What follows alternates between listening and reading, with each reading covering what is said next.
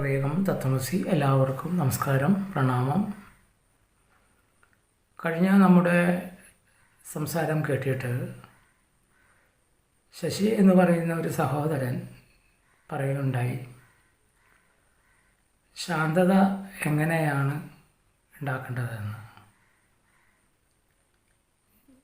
ഞാൻ ഈ ചാനൽ തുടങ്ങിയ അന്ന് മുതൽ പറഞ്ഞുകൊണ്ടിരിക്കുന്ന വിഷയമെല്ലാം ശാന്തിയും സമാധാനവും ശാന്തതയും എങ്ങനെയൊക്കെയാണ് നേടേണ്ടത് എന്ന് ഉള്ള വിഷയമാണ്. അതായത് മോക്ഷസംബന്ധമായ വിഷയമാണ് സംസാരിച്ചു കൊണ്ടേയിരിക്കുന്നത്. എൻ്റെ വിഷയം മോക്ഷസംബന്ധമായതാണ്. ഈ മോക്ഷസംബന്ധമായ വിഷയത്തിലൂടെ ഞാൻ എല്ലാം ചെയ്തു വരുന്നുണ്ട്.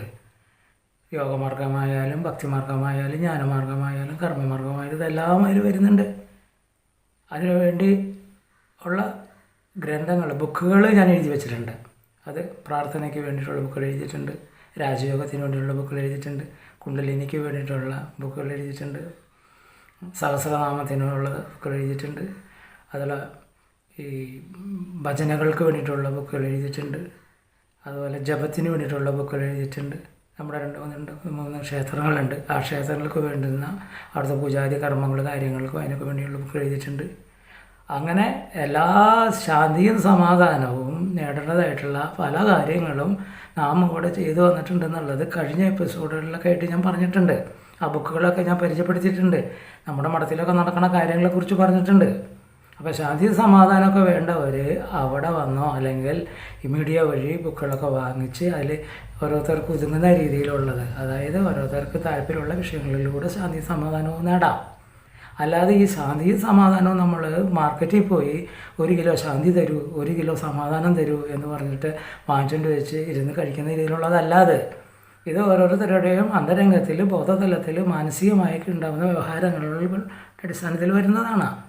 അപ്പോൾ മനസ്സിനെ ഇങ്ങനെയൊക്കെയുള്ള തലങ്ങളിൽ നിന്ന് പിന്തിരിച്ചുകൊണ്ട് നിത്യമായ ആ സമാധാനവും ശാന്തിയെ എങ്ങനെ ശീലിക്കണം എന്ന് മനസ്സിനെ പഠിപ്പിക്കുക മാത്രമേ ഉള്ളൂ. അത് ഓരോരുത്തർക്ക് വ്യത്യസ്തമായിട്ടുള്ള രീതികൾ സ്വീകരിക്കേണ്ടി വരും. എല്ലാവർക്കും ഒരേപോലെ ആയിരിക്കില്ല. അപ്പോൾ നമ്മുടെ ഗ്രന്ഥങ്ങളിൽ എല്ലാം എഴുതിയിട്ടുണ്ട്. സമൂഹ പ്രാർത്ഥന എല്ലാം ഉണ്ട്. പൂജാതി കർമ്മങ്ങൾ, അതായത് ക്ഷേത്രങ്ങളിൽ ശാന്തി ചെയ്യുന്ന സങ്കല്പ കാര്യങ്ങൾക്കൊക്കെ പ്രതിവിധികൾക്കായിട്ടുള്ള മന്ത്രങ്ങളും അർച്ചനകളും കാര്യങ്ങളൊക്കെ തയ്യാറാക്കി വെച്ചിട്ടുണ്ട്. ഇത് ഞാൻ പലവട്ടം ഉണ്ടായല്ലോ. എനിക്ക് തോന്നുന്നുണ്ട് താങ്കൾ അതൊന്നും മനസ്സിലാക്കിയിട്ടില്ല, പഠിച്ചിട്ടില്ല എന്ന് തോന്നുന്നുണ്ട്. ഇപ്പോൾ കഴിഞ്ഞ എപ്പിസോഡിൽ തന്നെ ഞാൻ സമാധാനവും ശാന്തിയും എങ്ങനെ നേടാം, മുക്തി എങ്ങനെ നേടാം, ഇതിനെക്കുറിച്ചൊക്കെ അല്ലേ പറഞ്ഞു വരുന്നത്. എൻ്റെ സബ്ജക്റ്റ് അതാണ്. അപ്പോൾ താങ്കളത് വേണ്ട പോലെ പഠിച്ച് അതും ശ്രദ്ധയോടുകൂടി അതിൻ്റെ സാരം ഗ്രഹിച്ചിട്ടില്ല എന്നാണ് എനിക്ക് തോന്നുന്നത്. ഇനി അതല്ല, താങ്കൾക്ക് നേരിട്ട് വരണമെങ്കിൽ വാടാനപ്പള്ളിയിൽ നമ്മുടെ മഠമുണ്ട്. അതിൻ്റെ നമ്പർ കൊടുത്തിട്ടുണ്ട്. അതിലേതെങ്കിലും ഒരു നമ്പറിലേക്ക് വിളിക്കുക. എന്നിട്ട് സമയം ഒക്കെ വന്ന് അങ്ങോട്ടും ഇങ്ങോട്ടും ഒക്കെ തീരുമാനിക്കുക. എന്നിട്ട് അവിടെ വന്നിട്ട് നേരിട്ടിട്ട് ചോദിച്ചു കഴിഞ്ഞാൽ നിങ്ങൾക്ക് വല്ല അറിയാമെന്നുണ്ടെങ്കിൽ എന്നെക്കൊണ്ടാവുന്നതൊക്കെ ഞാൻ പറഞ്ഞു തരും. നിങ്ങളുടെ സംസാരം കൊണ്ട് തന്നെ നിങ്ങളുടെ അതായുള്ള വിഷയങ്ങളിലെ ധ്വനി അതിൽ നിൽക്കുന്നുണ്ട്. നിങ്ങളുടെ മാനസിക സംഘർഷത്തിൻ്റെ ഈ മാനസിക സംഘർഷം നമ്മൾ ജീവിച്ച് പോരുന്ന പശ്ചാത്തലത്തിൽ നിന്നാണ്. ഇനി അതല്ല, മനസ്സിന് നിത്യമായ മുക്തി നൽകി ശാന്തി നൽകി സ്വസ്ഥാനത്ത് ഇരിക്കേണ്ട രീതികളെക്കുറിച്ചൊക്കെ ഞാൻ പറഞ്ഞിട്ടുണ്ടല്ലോ, പലവട്ടം പറഞ്ഞിട്ടുണ്ട്. ഞാൻ എൻ്റെ ഗ്രന്ഥങ്ങൾ, എൻ്റെ ബുക്കുകൾ മുഴുവൻ പരിചയപ്പെടുത്തിയിട്ടുണ്ട്. അപ്പോൾ താങ്കൾ അതൊന്നും പരിശോധിക്കണില്ല. പിന്നെ ഞാൻ പറയുന്ന വിഷയം എന്ന് പറഞ്ഞു കഴിഞ്ഞാൽ എനിക്ക് മുക്തിയെക്കുറിച്ചാണ്. അതിലെല്ലാം വരുന്നുണ്ട്. ഞാൻ മുക്തിയെക്കുറിച്ചാണ് പ്രതിപാദിക്കുന്നത്. അതിൽ ശാന്തിയും സമാധാനവും മന്ത്രങ്ങളും തന്ത്രങ്ങളും ഒക്കെ അതിൽ വരുന്നുണ്ട്.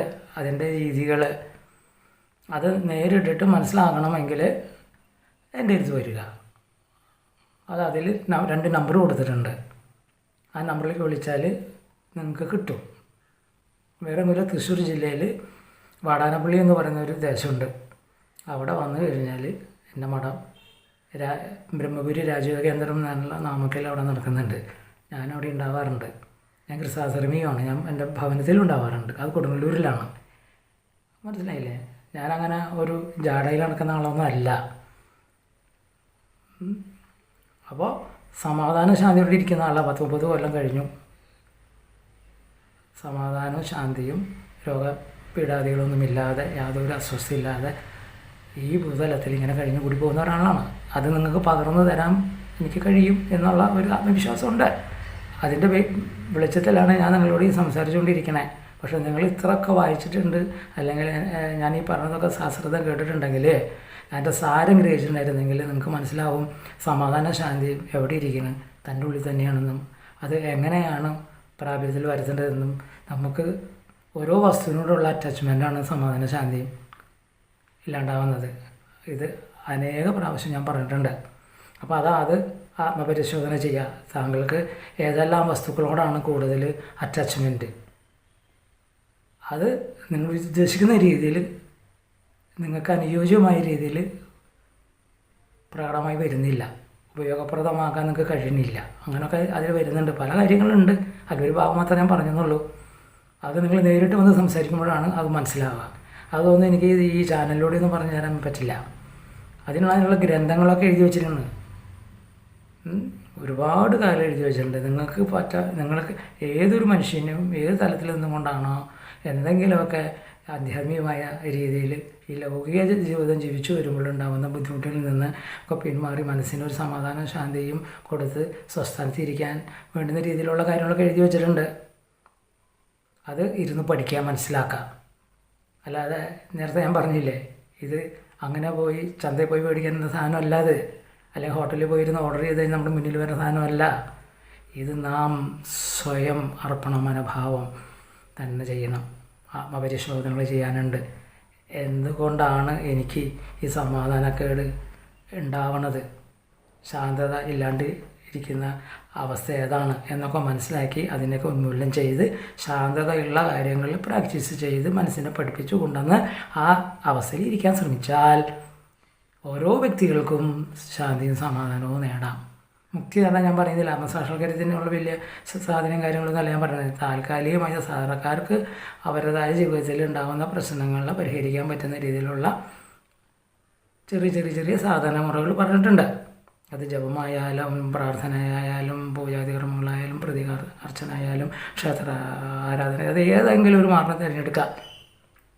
കീർത്തനങ്ങളുണ്ട്, അതുപോലെ നല്ല പാട്ടുകൾ എഴുതിയിട്ടുണ്ട്. അത് ഞങ്ങളിവിടെ മഠത്തിൽ എല്ലാ രണ്ടാമത്തെ ഞായറാഴ്ചയൊക്കെ ഞങ്ങൾ കൂട്ടമായിരുന്ന് അതിലൊക്കെ പാടുന്ന എത്രയോ പേരും മദ്യപാനവും മറ്റു പല ദുശീലങ്ങളവരൊക്കെ ഉപേക്ഷിച്ച് സുഖമായിട്ട് നമ്മുടെ പാതയെ പിന്തുടർന്ന് പോകുന്നുണ്ട്. അങ്ങനെ കഴിയണം. അല്ലാതെ ഓടി നടന്നുകൊണ്ട് ഒന്നും ഈ സ്വന്തം മനസ്സമാധാനത്തിനൊരു പരിഹാരം കാണാൻ പ്രയാസമാണ്. അത് മനസ്സിനെ തന്നെ പഠിപ്പിക്കണം. ആ സമാധാനക്കേടിൻ്റെ വശങ്ങൾ ഏതാണെന്ന് ആത്മപരിശോധന ചെയ്ത് കണ്ടെത്തി അതിനെ നീക്കാൻ ശ്രമിക്കുക. എന്നിട്ട് സ്വസ്ഥാനത്ത് ഇരുന്ന് മറ്റുള്ള കാര്യങ്ങളിലൊന്നും കൂടുതൽ ശ്രദ്ധ പോകാതെ ഇരുന്ന് മനസ്സിനെ ശാന്തമാക്കുക. അതിന് അഭ്യാസം വേണം, അതിന് സാധന വേണം. അതിന് അവനവന് പറ്റുന്ന ഏതെങ്കിലും ഒരു രീതി നമ്മളുടെ പാത, അല്ലെങ്കിൽ ഇപ്പോൾ ഞാൻ പറയുന്ന ഒരു രീതിയിലൂടെ പോവുകയാണെങ്കിൽ അത് ഗ്രന്ഥങ്ങളൊക്കെ എഴുതി വെച്ചിട്ടുണ്ട്. അതിൽ താങ്കൾക്ക് പറ്റുന്ന ഏത് ഗ്രന്ഥമാണെന്ന് വെച്ചാൽ നോക്കാം. അതിൽ ജ്ഞാനാമൃതം പറഞ്ഞിട്ട് ഒരു ബുക്ക് ഞാൻ എഴുതിയിട്ടുണ്ട്. അതിൽ സർവ്വമുണ്ട്, പലതുണ്ട് അതിൽ. അപ്പോൾ അതൊക്കെ പരിശോധിക്കുക. അതൊന്നും എനിക്ക് ഇങ്ങനെ ഇരുന്ന് പറയാൻ പറ്റില്ല. ഞാൻ ഈ മീഡിയയിൽ വന്നിട്ട് എൻ്റെ അനുഭവങ്ങൾ ഇങ്ങനെ ഞാൻ പറയണമെന്നുള്ളൂ മക്കളെ, മനസ്സിലായോ? ഞാൻ അതിനപ്പുറം ഒന്നും പറയണില്ല, പ്രലോഭനമൊന്നുമില്ല. അത് തരാം, ഇത് തരാം, അത് നടക്കും, ഇത് നടക്കും എന്നൊക്കെ പറഞ്ഞിട്ടൊന്നും ഒരു പ്രലോഭനമൊന്നും ഞാൻ പറഞ്ഞിട്ടില്ല. നിങ്ങളെൻ്റെ